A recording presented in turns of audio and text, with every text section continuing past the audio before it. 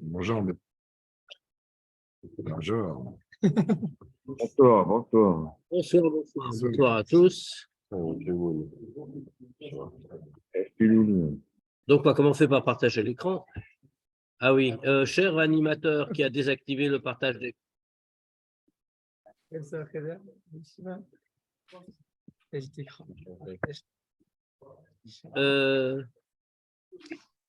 GG, es-tu là? Non, mais moi, je est là. Je suis là et tu peux faire le partage d'écran quand même. Ben, il me dit que non, que je ne peux pas. Bah, parce que tu lui as mal parlé, c'est tout. Ah, ça y est. Voilà. Voilà. Et dis-lui merci. Merci.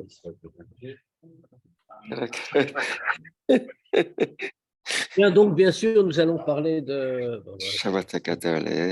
Nous allons parler, bien sûr, de Shabbat Hagadol, le grand rendez-vous de la semaine. בנוגע לשבת הגדול, שנקבע לזכר הנס שהתרחש לפני יציאת מצרים ביום העשירי בניסן, à propos de Shabbat Hagadol, qui a été fixé en souvenir du miracle qui s'est produit avant la sortie d'Égypte, le 10 du mois de Nissan, Shechal Az Beyom HaShabbat, qui cette année-là était tombé en Shabbat. Quand les Juifs sont sortis d'Égypte, c'est le 10 Nissan, c'est un Shabbat. Bekvut Shanazut, Avshin Memva, c'est pareil l'année où le Rabbi a dit cette sikha. Yadoua Shela connaît la question. Et d'ailleurs, cette année, dans notre année à nous, c'est aussi le 10 Nissan. Ouais. Parce que Yudaf Nissan, c'est dimanche. Donc, on a aussi un Shabbat Hagadol qui tombe à la vraie date de Shabbat Hagadol, le 10 Nissan. Madoua Nikva Zikaron Yomze, Beshavua Shabbat, Velo le Yom Bachodesh, Asiri Benissan, Versh Nigveu Kol HaMoadim. On a une question là-dessus. On sait que habituellement, pour tous les événements, toutes les fêtes, ils sont fixés en fonction de la date dans le mois. La chose qu'on commémore est arrivée le 10 Nissan, donc on devrait fixer ça le 10 Nissan. Or, bon, cette année, comme on l'a dit, nous avons de la chance puisque ça tombe le 10 Nissan. Mais le Shabbat Hagadol fait toujours le Shabbat avant Pessah, quelle que soit la date. Or, pourquoi on a fixé selon le jour de la semaine et pas selon la date du mois? Vadraba. Et au contraire même. Are Anes Shel Shabbat Hagadol, Ayakashur im lekichat asele korban Pesach. Qu'est-ce que c'était que ce Nes de Shabbat Hagadol? On va y revenir. Mais pourquoi est-ce que ce Shabbat est appelé un grand Shabbat? Parce qu'il y a eu un Nes particulier. Quel était le Nes? C'est qu'il y a eu toute l'histoire, mais on va y revenir, que les Juifs ont dû prendre l'agneau qu'il fallait sacrifier comme Korban Pessah, et que les Égyptiens ont vu ce qui se passait, qui prenaient un agneau qui était une divinité égyptienne. Ils ont demandé qu'est-ce que vous allez en faire, et les Juifs leur ont répondu, on va le sacrifier, on va sortir d'Égypte, etc. Et tous les premiers-nés vont mourir d'abord, tous les premiers-nés égyptiens. Quand les Égyptiens ont entendu ça, ils y ont cru, et donc ils ont été voir le pharaon. Et ils lui ont dit, ils ont été voir leurs parents, le pharaon, en lui disant, libère les Juifs, laisse-les partir. Tu te rends compte de ce qui se passe, tu te rends compte qu'on va tous mourir. Et le pharaon n'a rien voulu entendre, et à ce moment-là, puisqu'il n'arrivait pas à obtenir gain de cause, alors qu'est-ce qui s'est passé? Ils vont déclarer la guerre à leurs propres parents, au pharaon. Il y a eu une guerre civile en Égypte qui a fait des milliers de morts. Ouais. Ouais. Ça a duré longtemps. Le moment du Shabbat, le moment qui est Shabbat Hagadol. Il va expliquer l'importance de ce miracle-là. C'est ce miracle-là qui donne ce nom au Shabbat. Or, ça correspond à une date dans le mois. Ça ne correspond pas à un jour de la semaine. Anes des Shabbat Hagadol, Ayakashurim Lekichatase, les Korban Pessah, comme on vient de rappeler. Tout le miracle de Shabbat Hagadol est lié avec le fait qu'on ait pris l'agneau pour faire le Korban.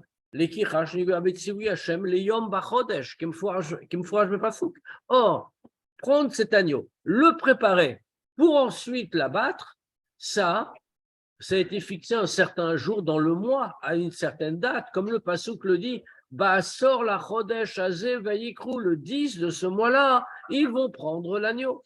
Vimken, Kviut Yom Zikaron Anes, Bevadai, donc c'est très logique de dire qu'on aurait dû fixer la commémoration de cet événement-là avec un jour dans le mois et pas faire une date dans le mois et pas un jour de la semaine. Encore plus que comme sont fixées toutes les fêtes habituellement, parce que là, c'est vraiment attaché avec une date. Rabbeinu Azaken b'Shulchan Aruch shelo, Mevi et Atirut shel Magen Avraham.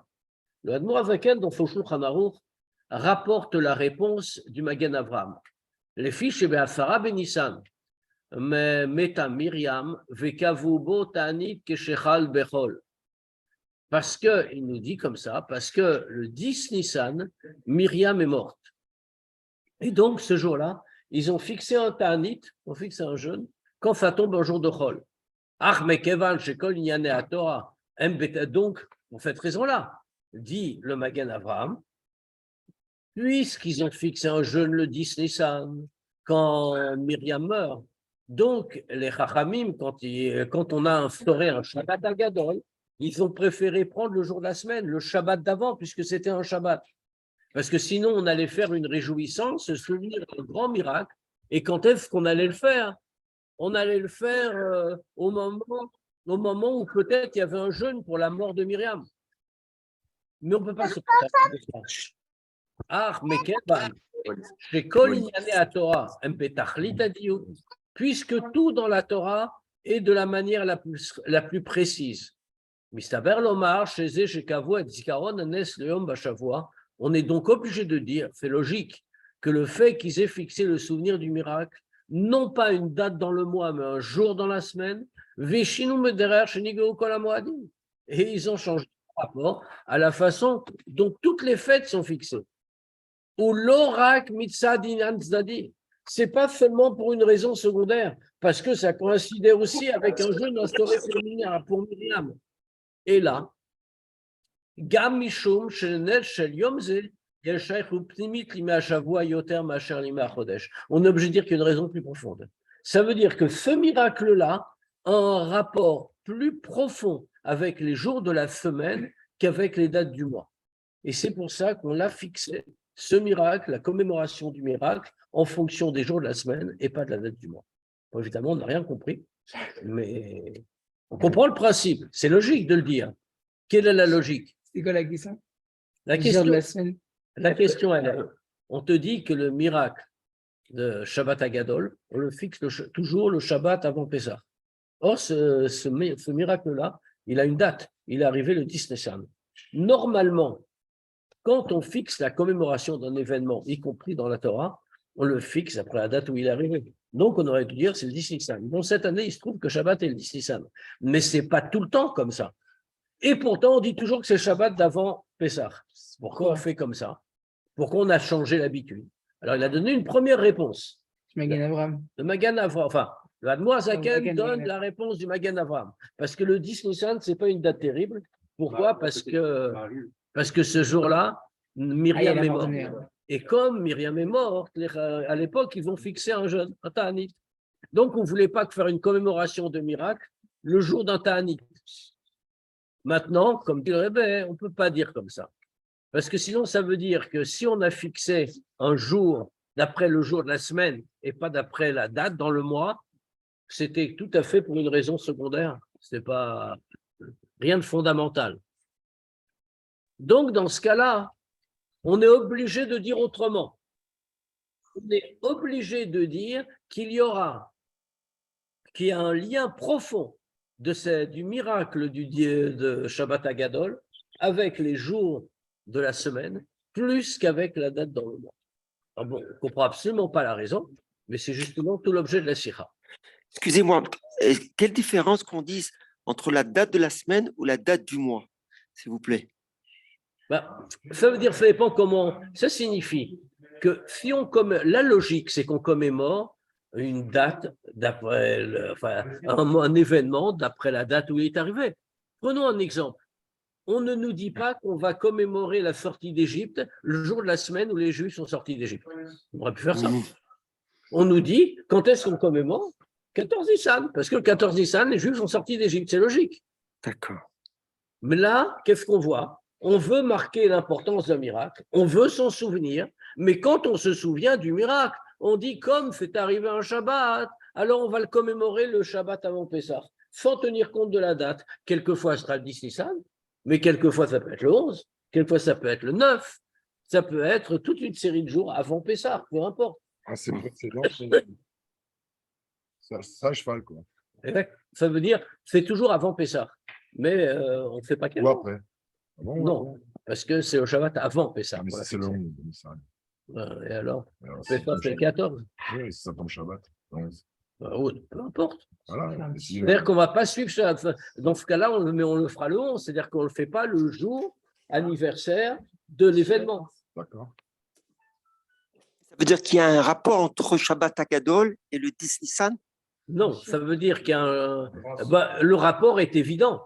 Le rapport entre Shabbat Agadol et le 10 Nissan, c'est que les événements de Shabbat Agadol sont arrivés le 10 Nissan. Ah, très bien. Donc, ça aurait dû être tout le temps le 10 Nissan, quel que soit le jour. Très bien. Non, on n'a pas dit ça. On a dit on suit le jour. C'est arrivé un Shabbat, donc ce sera Shabbat. Tout à fait étonnant. Merci.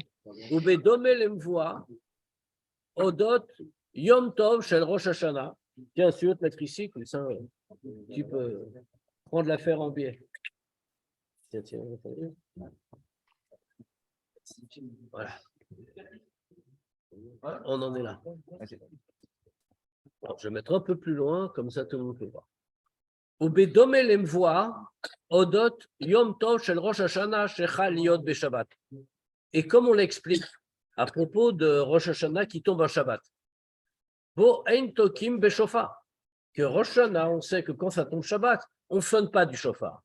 Bemdina, Mechus Hamikdash, dans la ville, on ne sonne pas du shofar, on en sonnait dans le Bet Hamikdash. Pourquoi? Mishum Gzera de Rabba. À cause de la Gzera de Rabba, il traduit tout de suite, Gzerato shel Rabba, parce qu'il y avait Rabba qui a fait une Gzera. C'est à cause de ça qu'on ne sonne pas du shofar quand ça tombe Shabbat. Il y a Rabba qui a fait une Gzera, parce que tout le monde sait, tout le monde est tenu d'écouter le shofar à Rosh Hashanah, mais tout le monde ne s'est pas sonné. Et donc, qu'est-ce qui se passe? Il se passe que Rabba a eu peur.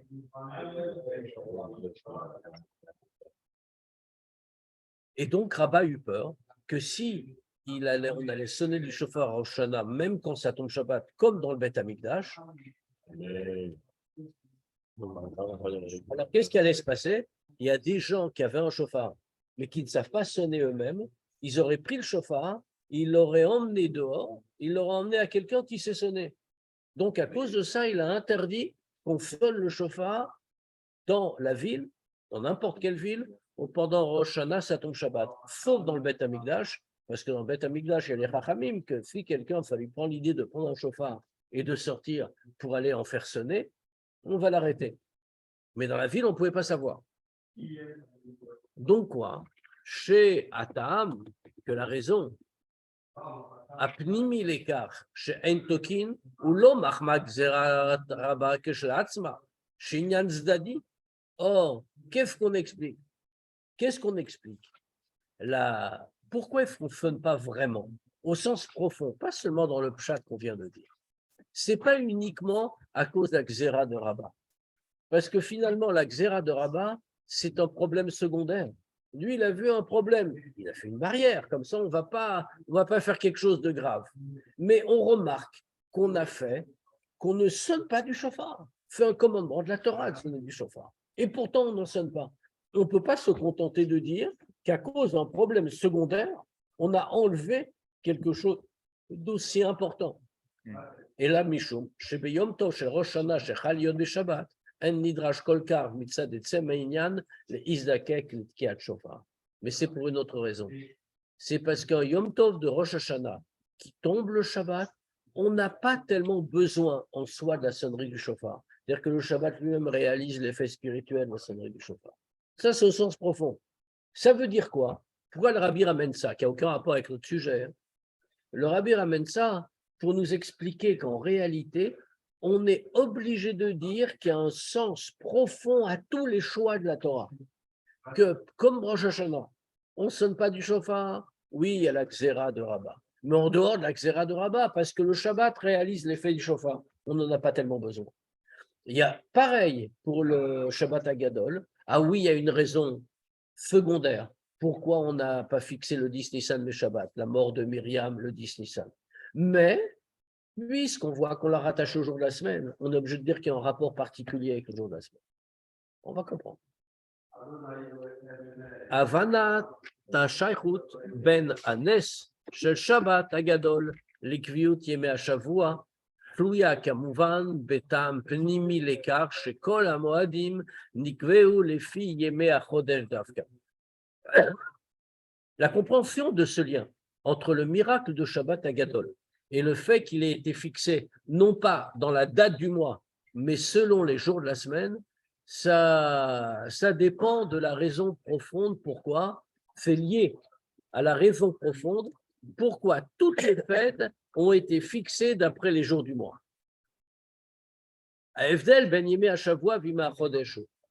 Quelle est la différence entre les jours de la semaine et les jours du mois? Qu'est-ce que c'est? Profondément, encore une fois. Yemei HaShavua, Shivat Yemei Bereshit ve'Abriya, Kshurim im Abriya atzma. Sheshet Yamim asa Hashem et Hashamim ve'et haaretz, ubayom hashvi'i shavat va'inafash. Les jours de la semaine, avec quoi ils sont liés? Il y a dedans les jours de la création, c'est-à-dire que c'est lié avec la création en soi.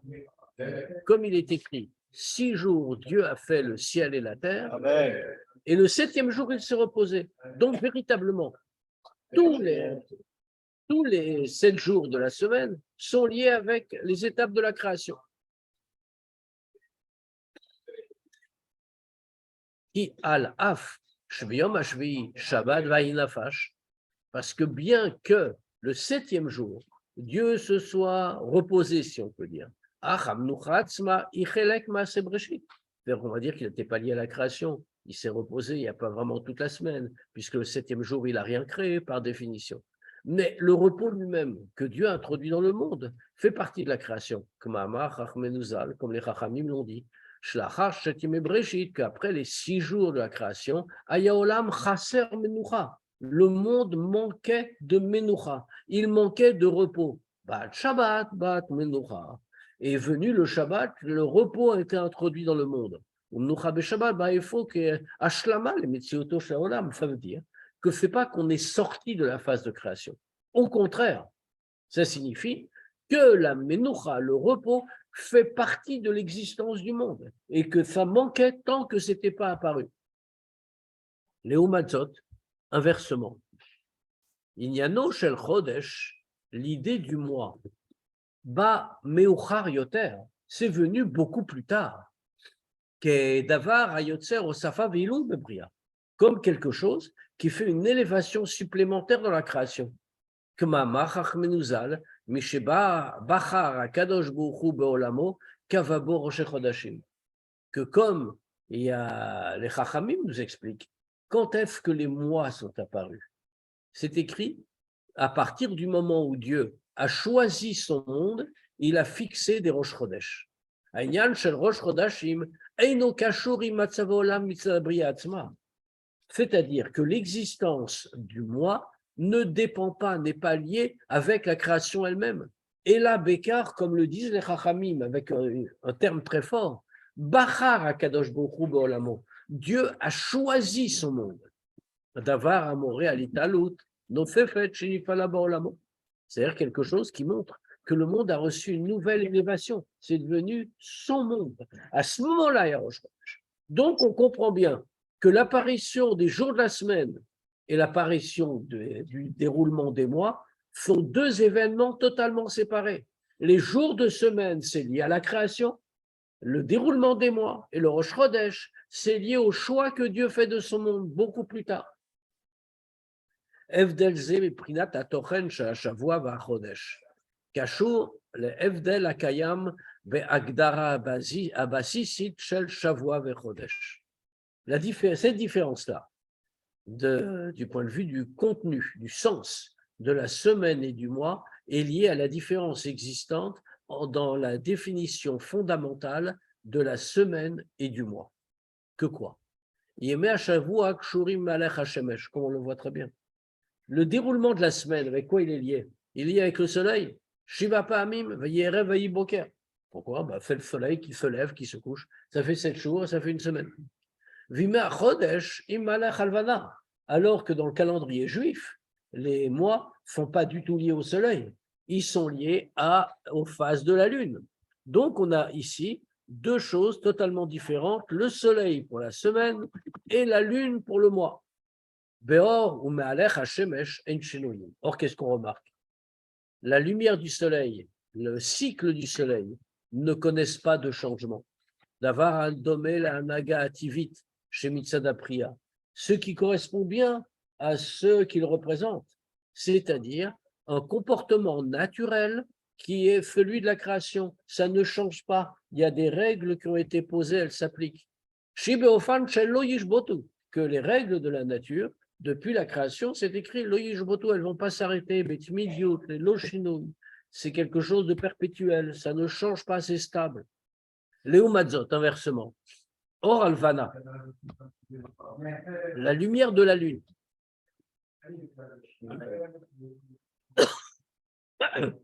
Pardon, je suis un peu malade.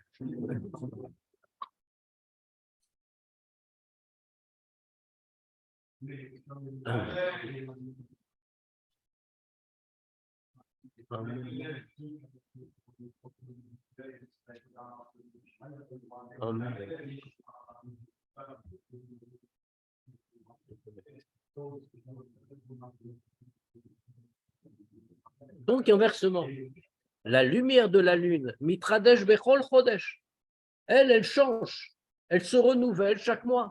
Chez eux, Pirouchami, la Chodesh, ce qui d'ailleurs est l'explication étymologique du mot en hébreu Chodesh pour désigner le mois.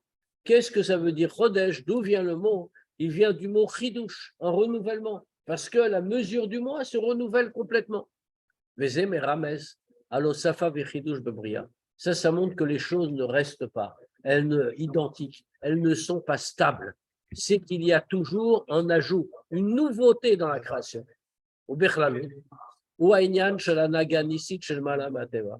Qu'est-ce qui change constamment dans la nature? C'est le miracle. Là, on l'a dit, la nature, dans la nature, quand la nature se comporte, se conduit à son habitude, dans ce cas-là, c'est stable. Il y a des règles, elles s'appliquent. C'est ce qu'on a appelé la conduite naturelle.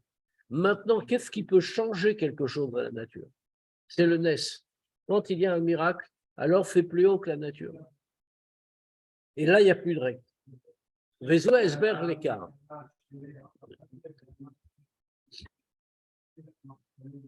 On va répondre au Kaddish juste et on repart. Amen.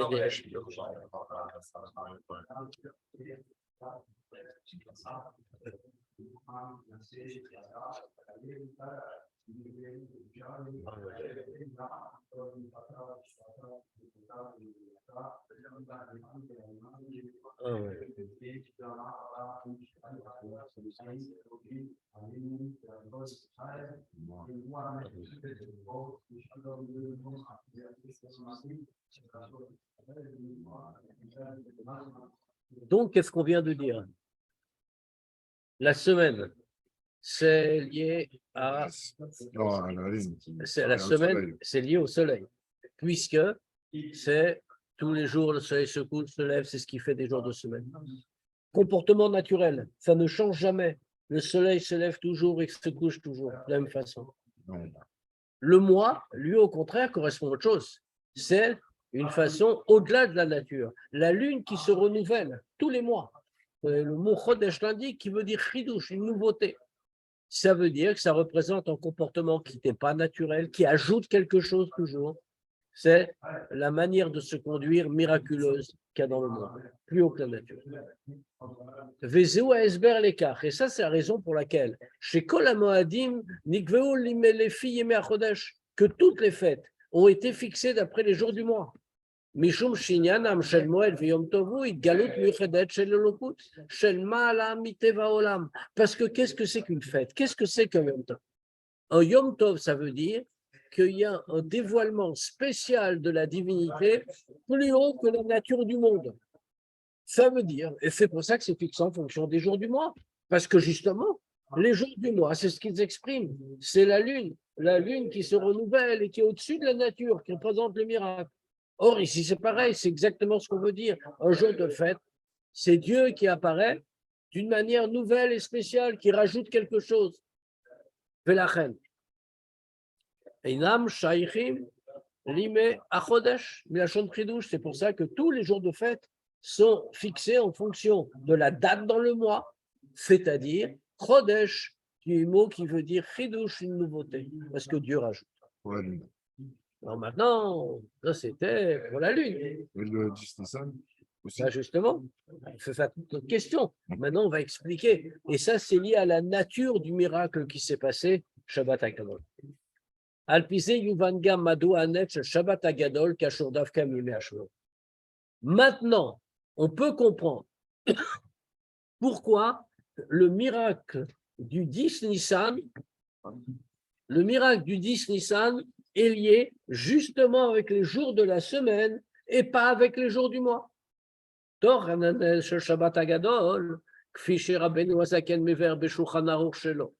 Le sens du miracle de Shabbat HaGadol, comme le Admor HaZaken explique dans son Shulchan Aruch, qu'est-ce que c'est?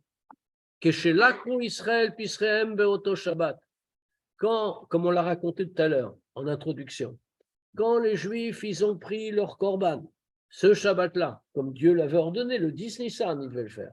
Il devait préparer l'agneau qu'il allait sacrifier.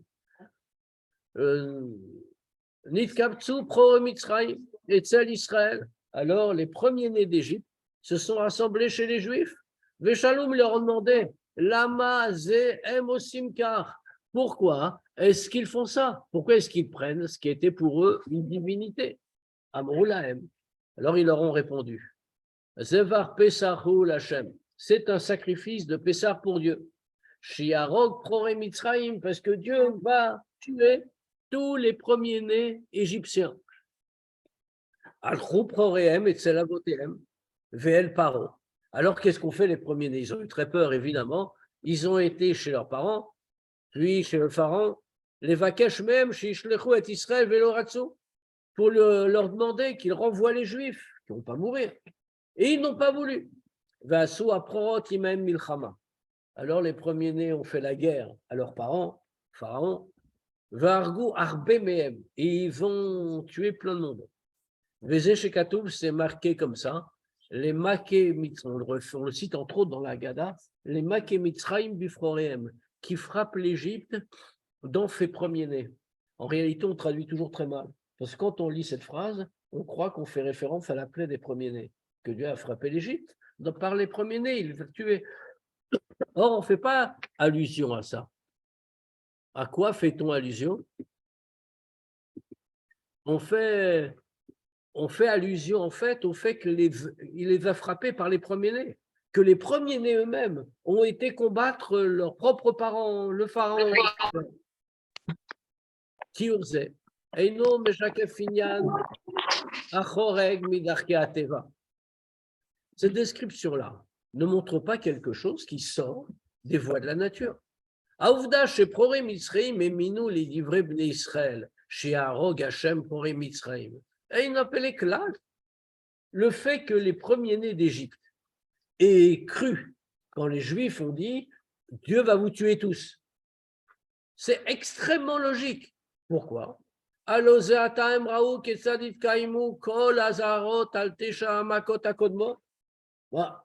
Ils sont normaux. Ils ont vu déjà les 9 premières plaies passer, on est à la 10e. Moshe est venu, il dit voilà ce qui va se passer. Et tout arrive exactement comme il dit. Quand maintenant on vient leur dire que Dieu va tuer tous les premiers-nés, évidemment ils le croient, ce n'est pas extraordinaire. Adraba, Ayazepele, Madoua, Paro, Loikshiv livrem. Ce qui est très étonnant, ce n'est pas que les premiers-nés aient cru. Ce qui est très étonnant, c'est que Paro n'ait pas accepté ce qu'il lui disait.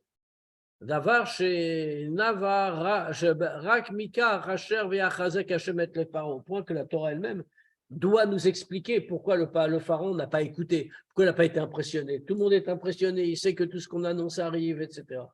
Et la Torah le dit. parce que Dieu a voulu le punir de son entêtement des premières plaies, et donc Dieu lui a endurci le cœur pour montrer qui dirige les choses. Mais ça veut dire que ce n'est pas étonnant que les premiers-nés égyptiens y aient cru. Au Ben Meïla. Et donc, automatiquement, mais Kevan, chez Avotehem, l'Oratsu, à partir de ce moment-là, on voit que les premiers-nés voient qu'on ne les écoute pas. Et donc, on les condamne à mort. À ce moment-là, puisque leurs parents n'ont pas voulu, Aregam Aouvda, Asu, Aprotimaem, Milchama, Vargu, Arbemehem, Aïta Totsa Tivit. Même le fait qu'ensuite, les premiers-nés aient pris les armes, les premiers-nés égyptiens aient pris les armes et étaient se battre contre leurs parents, leurs propres parents, et en aient tué beaucoup, même ça, ce n'est pas un miracle. C'est tout à fait une conséquence naturelle de ce qui s'était passé. Mais Kevan, Shenishkefa, Sakana, les Chayem, puisqu'ils voyaient bien qu'ils étaient en danger de mort, la reine est Machou Milcha, donc ils ont lancé une guerre contre les Égyptiens eux-mêmes. Vegam, Avour Bnei Israël, Loaya Bekach Nes Galou, et même pour les Juifs, il n'y avait pas dans ça un miracle évident. Atzalav Yoshua Mea Galout, c'est-à-dire que par ça, ils auraient été délivrés de la galoute, de l'exil d'Égypte. Gam la Charanesh, Shel, les Makem Mitzrim Bifroé, même le Yochlu Latzet Magalout, la preuve. Même après ce miracle-là, dont on parle pourtant dans la Haggadah, les Makem Mitzrim Bifroé, que Dieu a frappé les Égyptiens par les premiers-nés. Bon, les Juifs n'étaient pas libres. Ils sont sortis d'Égypte seulement après. Donc, on voit que ce n'était pas du tout surnaturel, ni dans l'attitude des premiers-nés égyptiens, ni même dans les conséquences pour les Juifs. Tout se passe en application des strictes règles naturelles. Maïfo, Nifal, Yédénezé. Alors, dans ce cas-là, on a une question. Qu'est-ce qui a été réalisé par ce miracle?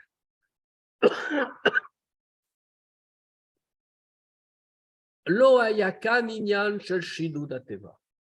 Dans ce miracle, on n'a pas fait bouger les fondements de la nature. C'est quelque chose de beaucoup plus profond qui s'est passé. Et c'est ce qui fait de ce Shabbat justement un grand Shabbat. La nature elle-même a changé d'elle-même. C'est-à-dire, Tmurat matzah bo teva mitzrim, ou l'itnagel l'ikdusha, au lieu de ce que dit la nature, c'est-à-dire la nature des Égyptiens, c'est s'opposer à la Gdusha, s'opposer aux Juifs, s'opposer à la Gdusha, s'opposer à ce qu'on écoute la volonté de Dieu. Baou prore Mitzrayim. Alors à ce moment-là sont arrivés les premiers-nés d'Égypte. Amorim al tokef ateva shel Mitzrayim. Les premiers-nés, pourquoi est-ce qu'il y a un statut particulier du premier-né? Parce qu'un premier-né a plus de tokef, il représente toute la force du père, de la famille. Et donc, c'est pour ça qu'un pror a quelque chose de plus en réalité. C'est ça qu'il est distingué. Ici, les proré Mitzrayim, qu'est-ce qu'ils ont représenté? Ils ont représenté toute la force naturelle de l'Égypte. Au Baofan TV, Bitlu et Mitzrayim, les Maké Mitzrayim Biforem. Et de manière naturelle, comme ils ont représenté la force, ils ont combattu et ils ont annulé l'Égypte, comme fait marquer les Maké Mitzrayim, que Dieu a frappé l'Égypte par ses premiers-nés. C'est-à-dire que c'est un miracle, mais qui s'inscrit à l'intérieur de la nature. On n'a pas modifié la nature. Par exemple, ce n'est pas le passage de la mer. Le passage de la mer, c'est quoi? Les Juifs arrivent, la mer s'ouvre. Là, on a changé les règles de la nature. Dieu a changé les règles de la nature. Ça veut dire, normalement, la nature, c'est quoi? C'est que la mer reste au fond de sa cuvette et elle n'en bouge pas. Brutalement, qu'est-ce qui se passe? La mer n'est plus au fond de sa cuvette, elle se dresse en deux murailles et en couloir au milieu. Contre nature. Ça, c'est vraiment contre nature. C'est du surnaturel. Ici, il n'y a rien. Tout est naturel. Oui. Alors, c'est ça qui est très frappant. Et c'est pour ça, on va y revenir. C'est pour ça. Donc, ce n'est pas une plaie, ça, on la compte pas dans les plaies. Non, on ne la compte pas. C'est important. Oui, mais C'est c'est quand ils vont mourir que c'est la plaie. naturel. Ouais, exactement. Tout est naturel. Velachen, Neze, Kashur, Im, Kviut, Yeme Hashavua d'Afra. C'est pour ça que ce miracle-là, que les premiers-nés fassent la guerre à leurs parents, etc., est lié au jour de la semaine, c'est-à-dire à l'expression de la nature dans la création. Immédiat. Shabbat Agadol, donc, qu'est-ce qu'on pourrait en conclure en réalité, si on s'arrêtait là? On pourrait en conclure que finalement, ce n'est pas terrible ce qu'on nous raconte. C'est beaucoup moins impressionnant que l'ouverture de la mer, que la sortie d'Égypte et Dieu qui tue tous les premiers-nés. Ça, c'est des miracles. Mais là, finalement, le rabbin vient de nous démontrer aucun miracle. Tout est très logique. C'est la nature qui s'applique simplement. Donc, ce n'est pas très impressionnant. On dit au contraire. Bien que dans le miracle de Shabbat à Gadol, il n'y ait pas eu, comme on a dit, de bouleversement de la nature. À Falpiken. Mais pourtant, Dafka Neze Nikra Nes Gadol. C'est pourtant, malgré tout cela, c'est ce miracle qui est appelé un Nes Gadol, un grand miracle.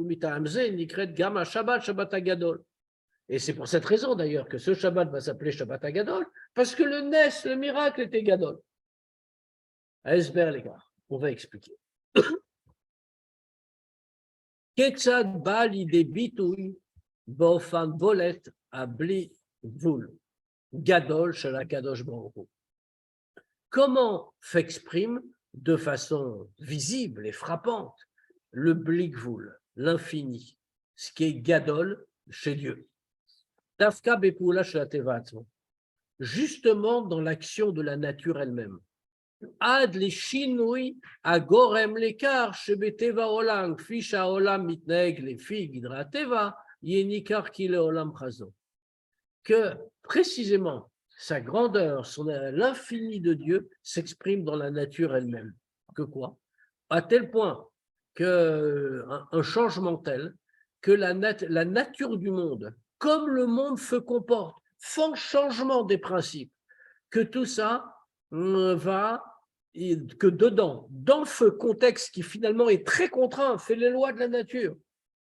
Et on va voir très clairement qu'il est Olam Chazdo, que la bonté de Dieu est infinie. Kmama Chachmenu Zal, comme les Chachamim ont dit à la Pasouk, à propos du Pasouk, Gadol Avaye Umehulal, Meod, Dieu est grand, il est très loué, Be'ir Elokenu, dans la ville de notre Dieu. Qu'est-ce qu'on voit de ce Pasouk? C'est intéressant, on dit que Dieu est grand, quoi? Quand il est Be'ir Elokenu, dans la ville de notre Dieu. C'est-à-dire, le Ematayu Gadol, quand les Chachamim nous disent, quand est-ce qu'il est grand? Ksheu Be'ir Elokenu, quand il est dans la ville de Dieu, de notre Dieu. Mashmaout Advarim, qu'est-ce que ça veut dire?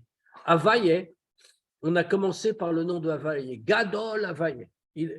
On a appelé Dieu, pas par le nom de Elohim, mais par le nom de Avaye, Hachem. Avaye, Pirusho, Aya Ove Veye Keechad. C'est il a été, il est et il sera comme un. C'est-à-dire Dieu supérieur au temps, supérieur à la création. Qu'est-ce que ça représente? C'est le comportement surnaturel, qui est, comme son nom l'indique, surnaturel, le miracle, au-dessus de la nature. Maintenant, Elokeinu, au contraire, Elohim. Shem Elohim, She'ino begmatria hateva, comme c'est connu. Le nom de Dieu Elohim a la même gematria que le mot hateva, la nature, ou shoresh anagatibit, alors que le nom de Havaye est la source du miracle, du surnaturel. Le nom Elohim est la source du comportement naturel. Alors, c'est ce qu'on vient de nous dire le Pasuk. Vematayu gadol, quand est-ce que Dieu est grand? Matai Shem Havaye ino gadol, quand est-ce que le Shem Havaye, le nom de Havaye est grand? Ksheu be'ir Elokenu, quand il est dans la ville de Elohim, Elokenu. Qu'est-ce que ça veut dire? Panaganisit apoelet shidudu bitulateva, quand il y a un comportement surnaturel qui fait qu'on annule la nature, que tout est bouleversé. L'onikar kolkar gadol, ketzad Havaye ou gadol. On ne voit pas tellement comment Havaye est grand. Pourquoi? On a enlevé les règles. Enlever les règles de la nature, pour Dieu, ce n'est pas plus compliqué que de les maintenir. Comme on dit toujours, on a cité tout à l'heure l'exemple de l'ouverture de la mer. Que la mer s'ouvre, ça nous impressionne beaucoup. Mais en réalité, pour Dieu, que la mer s'ouvre ou que la mer reste fermée à sa place, ce n'est pas plus compliqué. Ça veut dire que la grandeur de Dieu n'apparaît pas par un changement de règle, ce qui, par rapport à nous, encore une fois, est peut-être très impressionnant. Mais par rapport à Dieu, c'est quelque chose qui est très simple. Dafka kasher shem Havaye mitlavesh beshem Elohim. C'est quand le nom de Havaye s'habille dans le nom de Elohim, ou meshane et anagat ateva atzmo, et que maintenant il va transformer la conduite de la nature elle-même, chez Gamsham Yenikar Kesad Leolam Chazdo, que même dans la nature, avec les règles de la nature, on n'a pas changé les règles, fait toujours les mêmes. Mais là va apparaître le Kileolam Chazdo, la bonté de Dieu, elle est pour toujours, ou si on traduit plus littéralement, Léolam, elle est pour le monde. Autrement dit, le Shem Havaye, qui a un comportement surnaturel, modifie les choses de l'intérieur, il est dans le monde. C'est là qu'on voit davantage de façon éclatante, comment il est gadol, grand, c'est-à-dire blikvoul, sans limite. Même la limite du naturel et du surnaturel ne s'applique pas à lui. Il fait pénétrer le surnaturel dans la nature. Et la nature change de l'intérieur sans modifier ses règles. Ça, c'est toute la nouveauté de Shabbat Hagadol. Stamnes, Seino Inyan Shel Gadol, Bavlata. Comme on a dit, un simple miracle, ce n'est pas une idée de Gadol tellement forte et tellement grande. Matai Naasan Es Gadol, quand est-ce que le miracle devient Gadol? Quand on fait bien quelque chose comme ça, que Dieu frappe l'Égypte par ses premiers-nés, c'est-à-dire que de manière naturelle, ceux qui sont la force et la fermeté de l'Égypte et de tout ce que ça représente, eux-mêmes, et sans qu'on ait changé les règles, viennent frapper l'Égypte. À ce moment-là, c'est la conduite de la nature qui a totalement changé de l'intérieur sans Dieu ait remis ses règles en cause. Et c'est pour ça que c'est un très grand Shabbat et un très grand miracle. Et que ce Shabbat, donc, on peut chacun faire des miracles. Dans le monde matériel, de manière naturelle, on peut tout changer. Tout ça, c'est passé à 10. Voilà. Et en plus, c'est 10 Nissan, ce Shabbat. Donc, tout va bien. Va bien. On va, bien sûr, on peut poser des questions. Qu'est-ce qu'il m'a fait là? C'est moi qui ne sais pas m'en servir, c'est pas très grave. Donc, c'est le guerre civile. Oui. S'ils les avaient gagnés, les premiers, s'ils avaient gagné la guerre civile, qu'est-ce qui serait passé? Ben, ils auraient laissé partir les Juifs, j'imagine. Et s'ils avaient laissé partir les Juifs, ben, comment ils ont pu gagner la guerre? Comment le pharaon il a pu gagner la guerre civile? Puisque les premiers-nés, ils sont. Ben, il avait une armée quand même. Oui, mais ils étaient tous à l'armée aussi, non? C'est une grande. Non, c'est pas une question. Oh, il y a eu de la répression. On ne va pas essayer, je crois. C'est ce qui se passe dans les rues en ce moment. Bon, je sais pas ça fait penser à comment Hachem rentre dans Elohim, c'est ça, hein, finalement. Exactement. Ça fait penser presque au Tzimtzum. Presque au Tzimtzum de la création du monde. C'est Dafka le contraire. Le Shabbat, hein? C'est Dafka le contraire. C'est-à-dire que Dieu, ici, a tout changé sans rien changer. Autrement dit, le Tzimtzum, c'est qu'il limite le dévoilement de Dieu. Le miracle de ce Shabbat, le grand miracle, c'est précisément qu'il n'y a plus de Tzimtzum. La révélation de Dieu arrive dans la nature. Comme dans le temple, alors. Oui, ouais. Oui, c'est ça, il rentre dans la nature, c'est ça, ouais. Ouais. C'est comme dans le temple, quand dans le Aaron à Kodesh.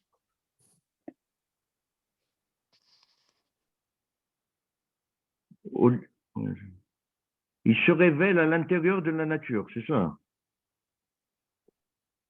On t'entend plus, On t'entend Chaim. pas. Ouais, il nous entend pas. Non, ton micro n'est pas branché. Ça y est, Chaim, c'est on bon. t'entend pas. On t'entend Voilà, pas. vous m'entendez là, normalement. Oui, Entendez-vous. oui, oui. Le... Le- Alors, l'idée Le comme fait, ça. le fait qu'il rentre dans la nature, c'est comme s'il se tzimtzum. Non. Si tu dis que c'est comme si Elohim, c'est le Tzimtzum, c'est la nature d'Afka.